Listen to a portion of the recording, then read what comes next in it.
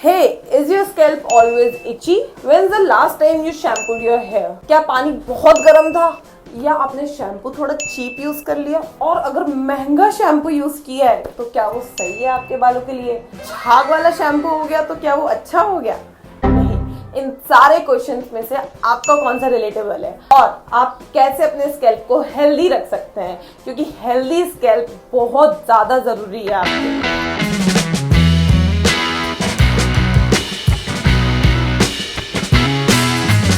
Hi guys, welcome back to my channel. तो आज हम जानेंगे इन सारे टॉपिक्स के बारे में कि आपका स्कैल्प इची क्यों है और कौन सी ऐसी टिप्स हैं या फिर सॉल्यूशंस हैं जो आपके स्कैल्प को हेल्दी बना सकती है। तो सबसे पहले हम जानते हैं कि इची स्कैल्प कौन से होते हैं। क्या तो आपका स्कैल्प ड्राई है, या तो वो डर्टी है, या फिर आपको फंगल इन्फेक्शन है। 3 रीजन है जिनकी वजह से आपका स्कैल्प हमेशा इची रहता है और खुजली होती रहती है।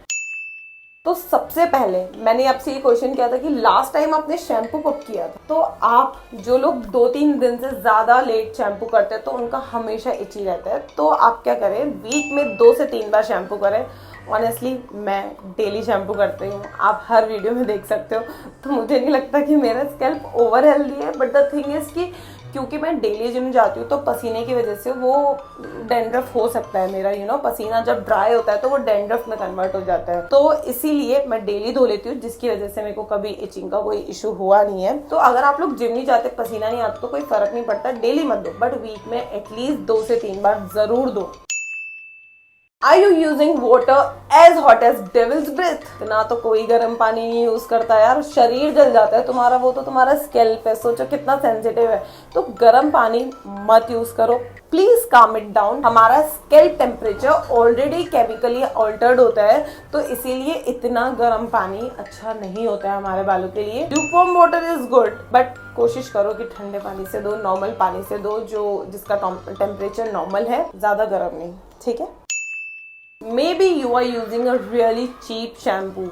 यार बहुत सारी ब्रांड्स हैं जो अपने इंडिया में इतने टाइम से चलती आ रही है। Sunsilk, clinic plus, head and shoulder, इतनी सस्ती हैं। अब आप देखो, या तो चलो आपको सूट कर भी गया, मान लो वो हेड एंड शोल्डर अगर डेंड्रफ का है तो आप क्यों उसको वॉल्यूमनाइजिंग के लिए यूज करेंगे, क्यों उसको ब्रेकेज के लिए यूज करेंगे।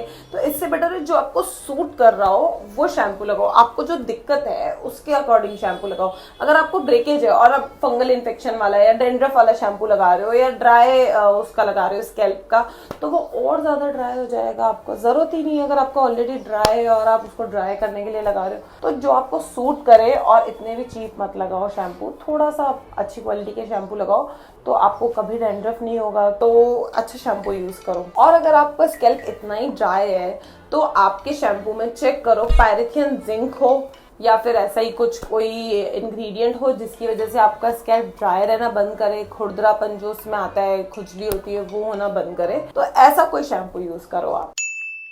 और एक और पॉसिबिलिटी हो सकती है कि आप शैम्पू अच्छे से नहीं कर रहे हो। शैम्पू कैसे किया जाता है वो आपको पता ही नहीं है। आपको लगता है कि झाग बन गया, बहुत सारा लेदर आ गया और धो लो बाल, ठीक है। बट अगर आप बताओ आपका बाल अभी भी डर्टी दिख रहे हैं, यहाँ पे कहीं डर्ट लगी हुई दिख रही है और आपने तो बड़े सारे झाग के साथ पूरी बॉटल शैम्पू खाली कर दी, तो कैसे वो क्लीन हो गया। सिर्फ झाग का मतलब शैम्पू करना नहीं होता है, एक करेक्ट वे होता है जैसे आपको शैम्पू करना चाहिए और कौन सा यूज करना चाहिए। वो सब मैं आपको क्विक टिप्स बताऊंगी अभी इसके जस्ट बाद। Number 1, deep conditioning. Healthy scalp के लिए डीप कंडीशनिंग बहुत इंपॉर्टेंट है। अगर आप घर पे भी कर रहे हैं तो आप हर हफ्ते में 2 बार करना बहुत जरूरी है, क्योंकि वो हाइड्रेशन और मॉइस्चर प्रोवाइड करता है।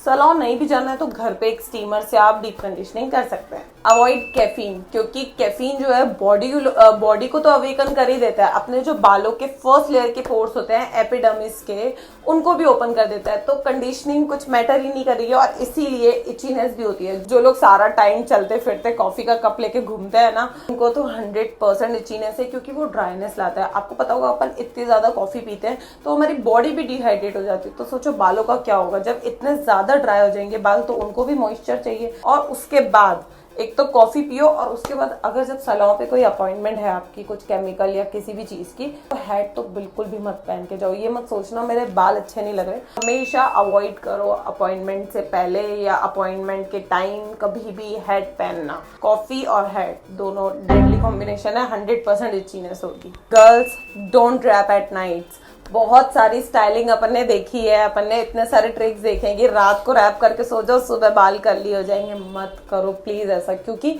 वो भी हीट ही प्रोड्यूस कर रहा है, पूरी रात को आपका बंधा हुआ है, हीटेड है। हीट से तुम्हें ड्राइनेस होगी और ड्राइनेस से ब्रेकेज होगी, तो ये पूरा साइक्लिकल नेचर है। तो इसीलिए रात को रैप मत करके सो, या ऐसे ब्रेड्स वगैरह ट्विस्ट वगैरह बना के पिंस मत लगा के सो, उससे भी आपको इचीनेस हो सकती है। Always sleep on silk and satin fabric, because silk and satin are moisture resistant fabric, not moisture absorbent. अगर आप ऐसे फैब्रिक पे सोते हैं तो ड्राइनेस नहीं आएगी, ब्रेकेज भी नहीं आएगी, इचीनेस भी नहीं होगी। सब कुछ रिलेटेड है। आपके बालों में कोई भी दिक्कत है, इचीनेस होनी ही है। अच्छा एक बात बताओ, मैं आपको सबसे बेसिक एग्जांपल देती हूँ। मान लो कुछ भी लिक्विड या कुछ भी अपना जमीन पे गिर गया, तो आप कौन से फैब्रिक से उसको पोंछोगे?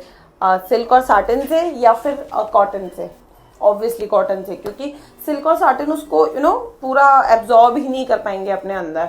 अब हमेशा कॉटन यूज करोगे तो आप खुद सोचो कि वो मॉइस्चर एब्जॉर्बेंट कॉटन होता है और सिल्क और साटिन नहीं होते हैं। इसीलिए हम लोग को मतलब फिर आप चाहे ब्रेड्स भी करके सो जाओ ना, तो भी वो आपका मॉइस्चर एब्जॉर्ब नहीं करेंगे। इसीलिए हमेशा सिल्क और साटिन पिलो कवर्स यूज करो। आपको केमिकल ट्रीटमेंट की बात आती है, जो आपको ओवर नहीं करना है। हमेशा लो हीट ड्राइंग करनी है, लो हीट स्टाइलिंग करनी है, और उससे पहले आपको ये हीट प्रोटेक्टर भी लगाना है। और कुछ भी केमिकल ट्रीटमेंट के लिए जा रहे हो तो एक गैप लेना है, हर 1 महीने 2 महीने में मत करवाना। फिर आती है सेबरिक डर्मेटाइटिस, जो कि आपके स्कैल्प ही नहीं बॉडी तक भी आ जाती है। ये क्यों होती है? क्योंकि एक सुपरफिशियल यीस्ट आता है जो आपकी बॉडी पे ग्रो करने लग जाता है और वो वही रहने लग जाता है, जैसे जुएं कैसे होती है, बट वो सेम यीस्ट नहीं है, वो तो एक अलग चीज है। तो अब आप सोच लो कि वो यीस्ट है, फंगस है, तो आप बताओ कि फंगस कैसे जाता है? Anti fungal.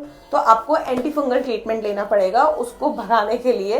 तो वो एक फंगल इन्फेक्शन ही होता है, उसका नाम है सेबरिक डर्मेटाइटिस। तो इसीलिए अगर आपका स्कैल्प बहुत ज्यादा ड्राई हो रहा है, इची हो रहा है, तो आप जल्दी से किसी डॉक्टर को दिखाओ और वो आपको बता देंगे कि कौन से एंटी फंगल है जो इन सारी चीजों से छुटकारा पा सकता है। तो आज की वीडियो के लिए बस इतना ही। और भी हेयर के बारे में अगर किसी को जानना है, किसी को कोई भी दिक्कत है, तो आप मुझे कमेंट्स करके बता सकते हैं, मैं जरूर उनका सोल्यूशन देने का ट्राई करूंगी। Thank you for watching my video. I hope you guys like it. So don't forget to like, comment and subscribe my channel.